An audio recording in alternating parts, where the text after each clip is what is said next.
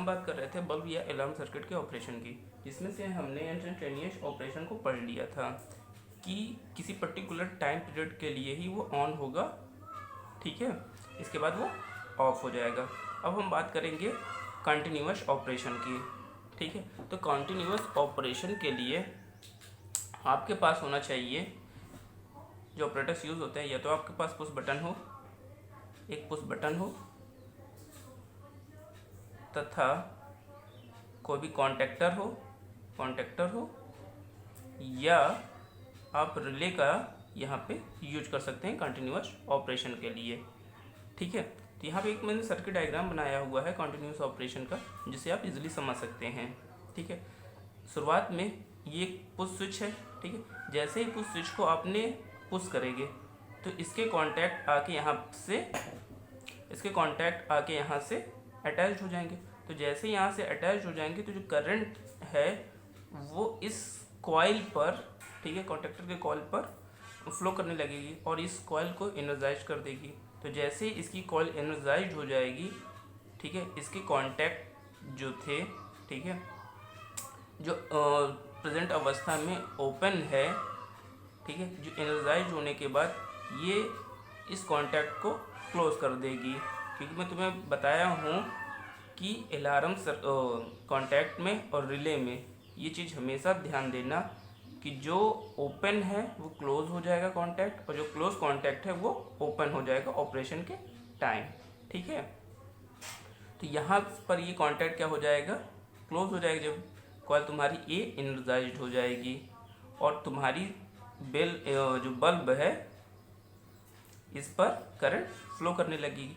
उस बटन से ऑपरेशन को हटा लेने पर, उस बटन से प्रेशर को हटा लोगे तो भी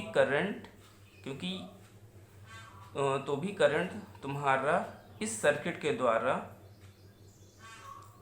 के द्वारा कंटिन्यू फ्लो करती रहेगी, ठीक है।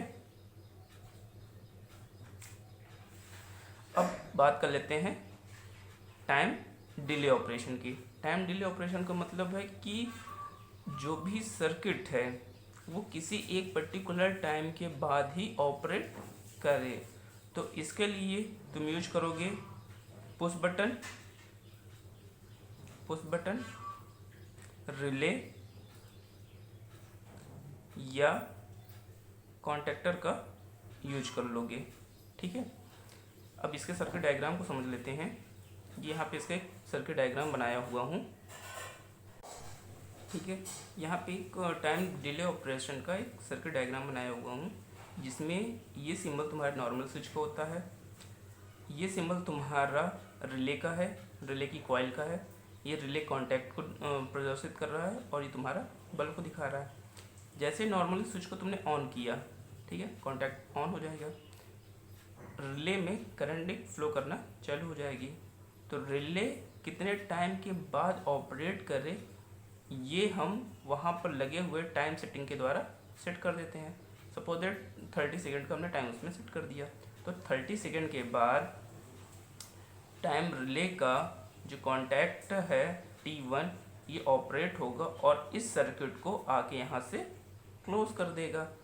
तो अब नॉर्मली जो पहले ओपन था वो क्या हो गया, नॉर्मली क्लोज्ड हो गया। तो जब नॉर्मली क्लोज्ड हो गया तो अब सर्किट कंटिन्यू इससे करंट फ्लो करने लगेगी और तुम्हारे यहाँ पे बल्ब ग्लो कर जाएगा, मतलब जल जाएगा, ठीक है। अब यहाँ पे एक ये सर्किट वाला देख लो, एक ये जो सर्किट बनाया गया हूँ जिसमें एक पुश स्विच लगाया हूँ, टाइम रिले लगाया हुआ हूँ, कॉन्टेक्टर लगाया हुआ और तुम्हारा यहाँ पे बल्ब लगाया हुआ हूँ, ठीक है। जैसे तुमने पहले कंडीशन में पुश स्विच को ऑन करोगे, ठीक है, जैसे पुश स्विच को तुमने ऑन किया कॉन्टैक्ट तुम्हारे यहाँ पे जुड़ गए।